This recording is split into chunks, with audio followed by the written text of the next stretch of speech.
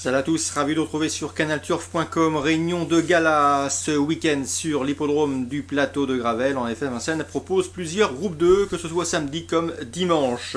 D'ailleurs, le quintet de ce samedi 14 janvier sera le Prix de Croix, une épreuve estampillée groupe 2 qui rassemble et qui s'offre uniquement aux sujets de 5 ans. Ils sont 15 sur les rangs, une épreuve de qualité qui devrait tenir toutes ses promesses. Voici mon pronostic. J'ai placé en tête le numéro 7, Naldanov, pensionnaire de Laurent-Claude Abrivard, propriété de Jean-Pierre Barjon. Cette jument n'est pas une inconnue sur notre sol. Entraînée en début de carrière en Italie, elle a vite trouvé ses marques en France. Quatrième du prix du Critérium Continental, derrière les Cadors Timoco, encore cadette CD, avant de faire sien le prix d'Angoulême, et ce avec facilité. Ici, de nouveau confiée à Franck Nivard, elle s'annonce à mon avis redoutable. Je lui opposerai le numéro 5, Turbo Jet, qui sera déféré des 4 pour son premier objectif de l'hiver. C'est un cheval qui a montré à maintes reprises qu'il avait de la qualité. Ses dernières courses ont dû bien le préparer en vue de cet objectif, donc attention à lui. Il trouve ici l'occasion de refaire parler de lui. Le 5, Turbo Jet, à reprendre en confiance. Le 14, c'est très cool du coup, on ne le présente plus au plus haut niveau. Il a maintes fois fait ses preuves dans les classiques et semi-classiques.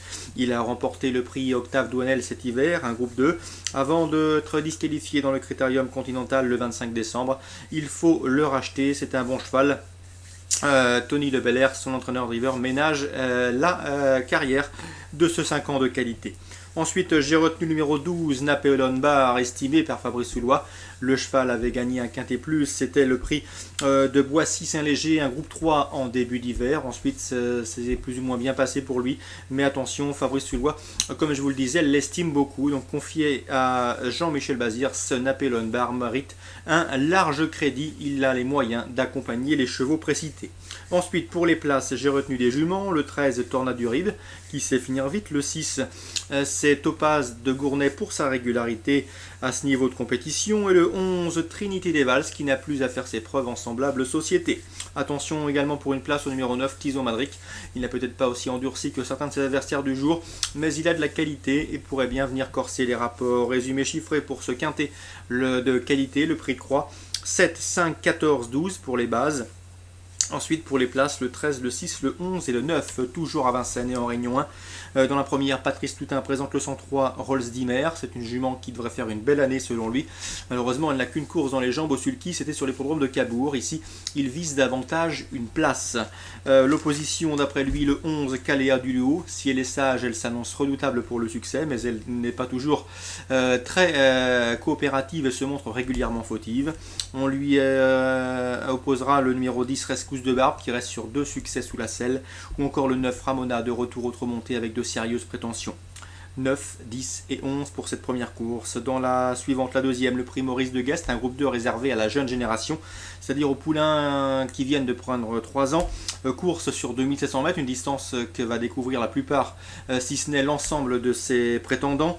On fera confiance au 212 Vaillant Cash, qui a remporté 3 de ses 7 sorties publiques. C'est un cheval qui a montré en dernier lieu qu'il pouvait parfaitement endosser le fauteuil de leader de sa promotion. Vaillant Cash est désormais entraîné par Franck Leblanc. Il était auparavant sous la férule de Pascal Maliki.